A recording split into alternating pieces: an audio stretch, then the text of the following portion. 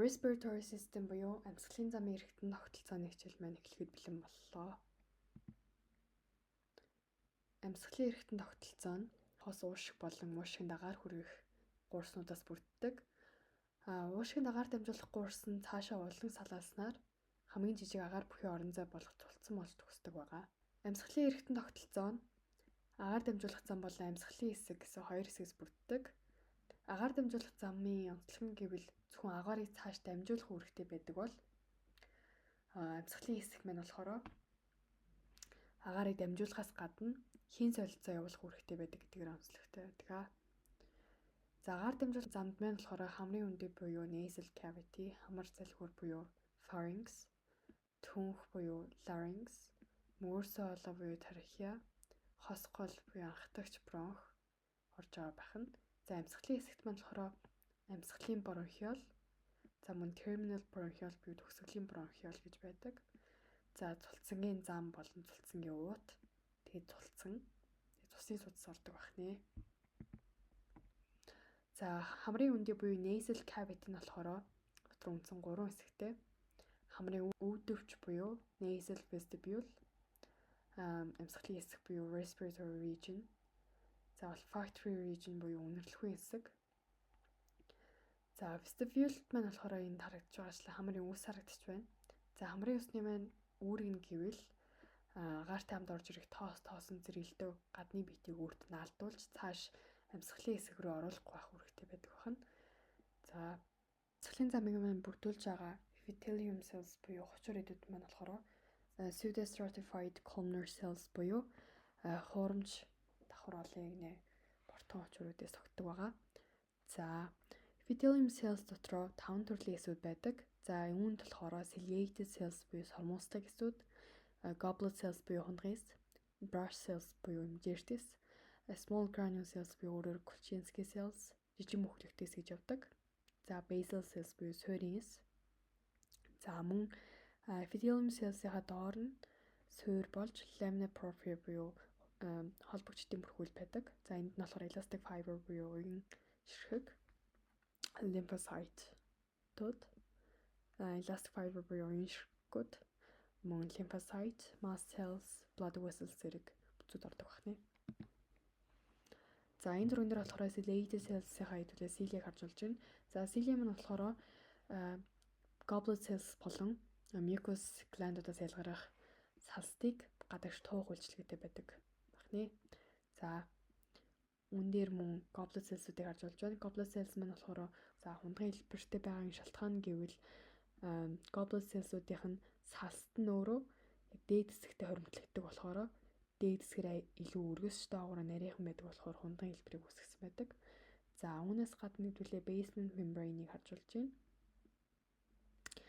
За lamina propria-г харж болж байна. Дараагийн эдлэнгийн ярих хэсэг гэвэл үнэрийн хэсэг байна. Үнэрийн хэсэг буюу olfactory region байна. За үүнд болохоор хэдүүлээ 3 бүтцийг авч үзсэн. Olfactory mucosa болон olfactory epithelium. Olfactory epithelium дотор olfactory receptor cells буюу үнэрийн receptor cells. За тэгээд supporting cells буюу tentacular cells, basal cells, brush cells зэрэг эсүүдийг ярих нэ. За olfactory glands-ыг өөрөөр Bowman's gland гэж нэрлэдэг байна. За хүү бэлтгэлийн зураг дээр хэдүүлээ tentacular cells буюу supporting cells-ыг харъя. За supporting cells маань болохоор өөрөө тижээх үүрэгтэй эсүүд байдаг. За эдгээр маань болохоор olfactory epithelium-ыг тижээж чигшүүлэх үүрэгтэй байна.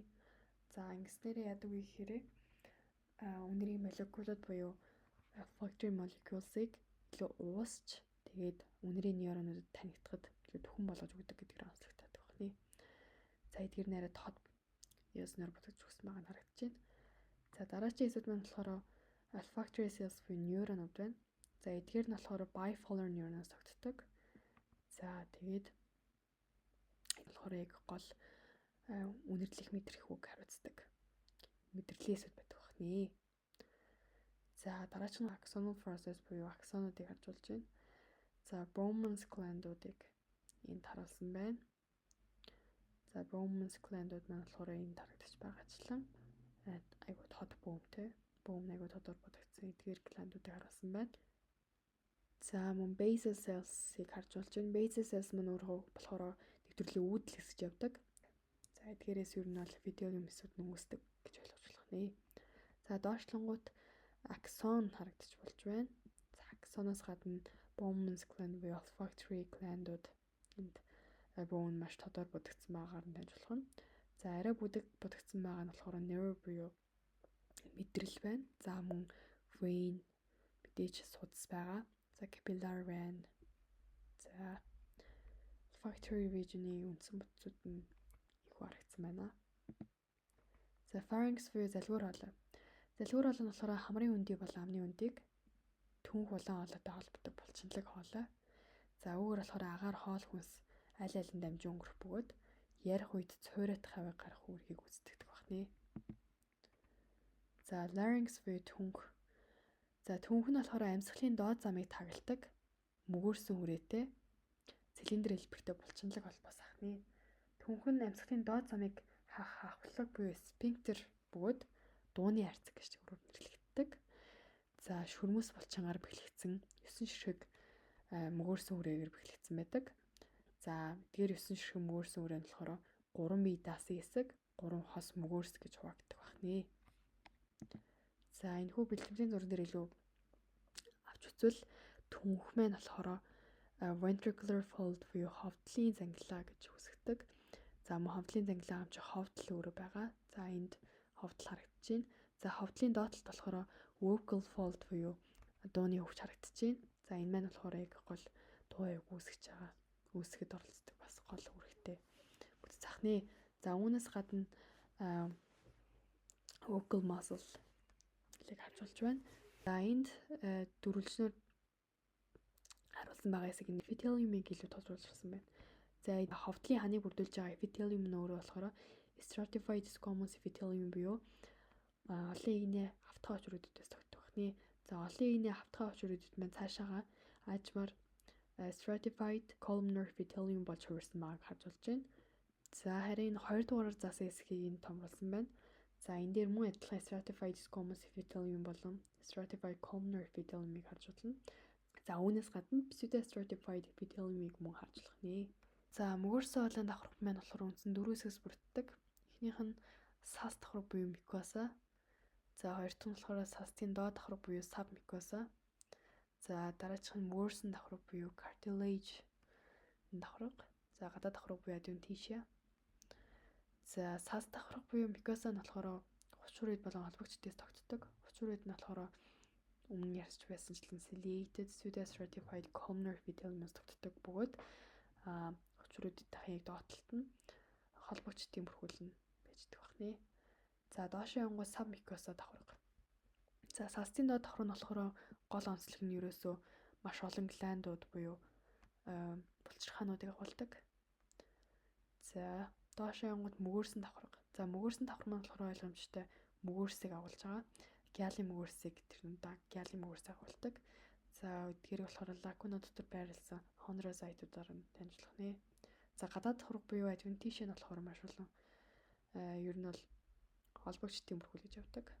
За энэ дотор маш олон цусын судас ширхэг болон өөхнийдүүд байж болох нэ. Мөгөөрсөн хоолойн хучуурид нь бусад амьсгалын замын хучууридтай адилхан байдаг. За сормууслыг хэсүүд буюу ciliated cells, салсил уруул буюу goblet хэсүүд, за өсөрхөг хэсүүд буюу brush cells. За эдгээр нь болохоор мэдрэлийн төгсгөлтэй холбогддог мэдрэг хэсүүд багны. За суурь хэсүүд буюу basal cells. За эдгээр нь өөрөөр үндсэн үүдэл үржиж хэсүүд гэж явдаг. За жижиг мөхлөх хэсүүд буюу small granule cells гэж тогтдог багны. За ciliated cells нь болохоор өөр маш урт. Тэгээ олон доогоор оршдог гэсэн төрөл багны. За түүнээс гадна сормуус буюу cilia нь эсийн ойрын хэсэгт гарч өгсөн байдаг. За сормуусны амьсгалын замаар орж ирсэн хорт химийн бодисууд тэр дундаа тамхины утаа болон машины яндангийн утаа зэрэг хорт хий, нямба вирус алдарт амархан гэмтдэг. За тэгээд хэрвээ хучуур идүүд маань удаан хугацаанд олон татамжтайгаар гэмтээд байвал багны хучуур идүүд буюу манай columnar epithelium маань squamous epithelium-аар солигддог эсрэг таахны. За энэ үйл явцыг нь өөрөө squamous metaplasia гэж нэрлэдэг багны. За goblet cells. За бидний мэдж байгаачлан goblet cells-ууд нь болохоор багны хэлбэртэй очвруудууд. Тэгээд эдгээрээс үүдэн сормууслыг эсүүдийн хооронд байрлаж өгдөг. Хундгын эсүүд маань болохоор дотроо меценоген гэдэг мөхлийг агуулдаг. Меценоген гэдэг нь болохоор өөрөө сасны анхдагч хэлбэр гэж боддог байна. За тэгмүүд энэ онцлог нь гэвэл HNE буюу геологийн язоноор бодогдох үед тэдгээр мөхлгүүд нь уус чалга болдог. Ингэснээрээ хундгын эсний цитоплазмын тунгалаг бүдэх цайвар харагдах нь. За тэгээд эдгээр нь болохоор сормуус буюу силия байхгүй. Small granule cells. За эдгээрийг болохоор basal cells ялахад жоохон төвхтэй байдаг. За жижиг мөхлийн цэцүүд нь дотроо шүүрлийн мөхлийг агуулдаг. За тэдгээрээс уушиг болон судасны ханы булчингийн агшилтыг зохицуулдаг дааврууд буюу local hormone ялгардаг бахны. За мөгөрсөн олонний сабмюкосын давхар буюу салтын доорх давхарга нь салтын доорх булчирхаануудаас тогтдог. Энд харагдаж байгаачлан тас хар хэлбэртэй серостимулинуудыг агуулсан салс ялгаруулагч ацинуусуудаас тогтдог. За серозын эсүүд нь болохоор серозын эсүүд буюу серос ацинус нь болохоор HND будалтаар илүү тод будагдаж харагддаг бол мюкос ацинус буюу салс ялгаруулагч гландууд нь болохоор арай бүдэг будагдаж харагддаг байна. За хэрвээ салс давхарх нь байнга гэмтээд байвал serum mucus буюу serum mucus cartilaginous layer of the tracheal wall буюу мөгөрсөн олооны мөгөрсөн давхар дээр төлөө C хэлбэрийн гиалын мөгөрсийг харж болно. Бид 16-аас 20 ширхэг гиалын мөгөрсөс тогтдог гэдгээр онцлогтой. Зарим нь болохоор ойр орчмын мөгөрсөд нийлж холбогддог бөгөөд энийг нь болохоор анастомоз үүсгэх гэж нэрлэдэг байна. За эдгээр мөгөрс нь мөгөрсөн хоолой хөндөй буюу люмен одоо энэ тарагж байгаачлаа энэ люменийг хагаж нурхаас сэргийлдэг байгаа. За түүнчлэн уян хатан чанарыг хангадаг. Нас ахих тусам кальцчиж илүү хатуу болдог давхарга байна. За мөгөрсөн давхрууд дээр бас нэг ярих зүйл гэвэл трахеалис буюу булчин байгаа. За трахеалис масл нь болохоор C хэлбэрийн мөгөрсөн цагиргаануудын 12 хөвзүүрийг холбож гүүр хэлбэрээр ингэж байрлаж өгдөг гүлгэр булчин гэж хэрэггүй тахны. За эдгээр нь болохоор улаан хоолойтой хөрс зэрэгэлдээ байрладаг. Одоо яг трахеалисыг цаашаа заалгаад улаан хоолой байрладаг гэсэн үг. Тэгээд мөөрсөн хоолойн голчийг нарийсгах болон өргөсгөхөд оролцдог байна. За энд харагдаж байгаачлан гүлгэр булчингийн ширхгүүд харагдчихээн. За бронхус. Бронхус маань болохоор ерөнхий кислогийн бүтцэн мөгөрсөн хоолойтой төстэй. Гэхдээ мөгөрсөн хоолой дахь цахирэг хэлбэрийн гиалын мөгөрс нь бронхын хандны дагуу байрласан жижиг мөгөрсөн ялцууд болж хуурсан байдаг. Мөгөрсөн ялцууд буюу cartilage plates болж хуурсан байдаг. Тэгээд одоо энэ зурган дээр энд харж байгаачлан эдгээр плейтсүүдийг харж болж байна. Эдгээр нь түрүүн харж байсанчлан C хэлбэрийн гиалын мөгөрс байсан шүү дээ.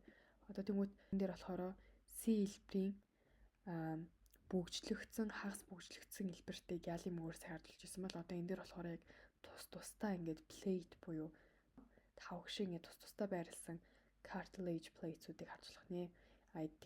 Энэ онцлохоор болохоор бронхус нь мөрс олоноос ялгагддаг байна. За булчингийн эсүүд нь ханыг бүрэн тойрсон давхарга үүсгдэг. За түрүүн болохоор мөгөрсөн хоолойны булчин буюу трахеалис нь болохоор яг хоёр мөгөрснийхөө хоёр үзүүр дээрээс трахеалис маслыг ингэж явж байсан да. Тэнгүүт одоо бронхус дээр болохоор булчингийн давхарга нь бүтэн ингэж тойрж байрласан байдаг гэдгээрээ онцлогтой байдаг байна. За ингэснээр болохоор энэ агаарын урсгалыг илүү нарийн хянах боломж олгодог. За бронхиолууд нь болохоор ердөө нэг болон түүнээс бага хэмжээний голчтой байдаг. За гадаад бүрхүүл нь болохоор adventitia буюу холбогчдын бүрхүүл. За хувчварид нь болохоор ажмаар simple ciliated columnar epithelium руу шилждэг. За энд хувчваруудыг харж болж байна. За төгсгөл хэсгийн бронхиолууд буюу terminal bronchioles нь болохоор дотор нь goblet cells байдгүй гэдгээр онцлогтой. За одоо энд харагдаж байгаачлан epithelium дотор нь ямар ч goblet cells байхгүй байгааг харж байна. За түүнээс гадна салтын доорх булчирхаа буюу submucosal gland байхгүй. За мөгөрсөн ялцууд буюу cartilage plate бас байхгүй. За За амьсгалын бронхиолууд буюу respiratory bronchioles.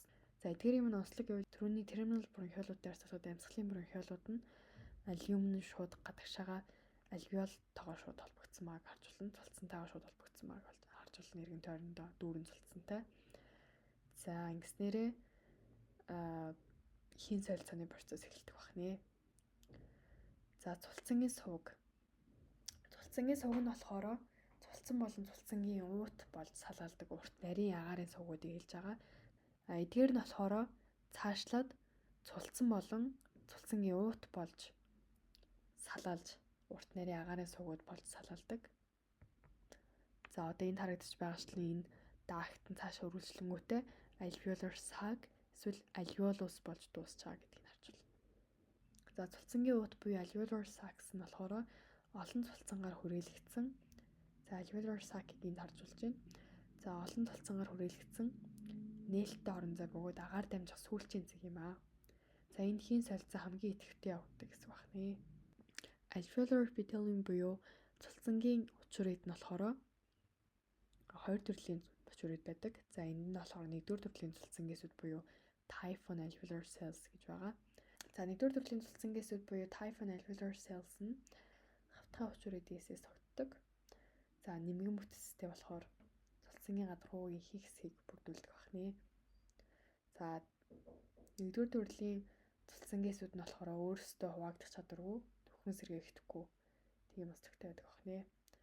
За type 2 alveolar cells буюу хоёрдугаар төрлийн цулцангиэсүүд нь болохоор үүдхэнтэй харьцуулахад арай илүү шоод өрүүлж хэлбэртэй болж өгсөн байдгаас гадна surfactant гэдэг бодис ялгаруулдаг. За энэ нь болохоор цулцангийн гадаргууд ирэх гадаргын хүчтэрлийг бууруулах мөн цулцан агшиж наалтахаас хамгаалдаг байна. За surfactant хэрвээ байхгүй бол альвеолууд нь болохоор ингээд alveolar sac нь хоорондоо нийлээд наалдах аюултай байдаг. За ингэснээр хэрвээ наалдах юм бол тэнд ямар нэгэн хийн солилцоо явагдах боломжгүй болж байгаа. За тэрнээс сэргийлэхийн тулд surfactant гэдэг бодис ялгаруулдаг байна. За мөн нэгдүгээр төрлийн эсүүдийг нөхөн сэргээх үүрэг бүхий үүдэл эсүүд гэж явдаг. Progenitor cells гэж явдаг. Тэгэхээр type 2 pneumocytes-аас alveolar cells-ыг өөрөөр pneumocytes гэж нэрлэдэг. За type 2 pneumocytes нь болохоор өөрөө typhon pneumocyte-ийн үүдэлс нь болж өгдөг гэдгээр онцлогтой байна. За ингээд өнөөдрийн хичээл дуслаа. Анхаарал хандуулсанд баярлалаа.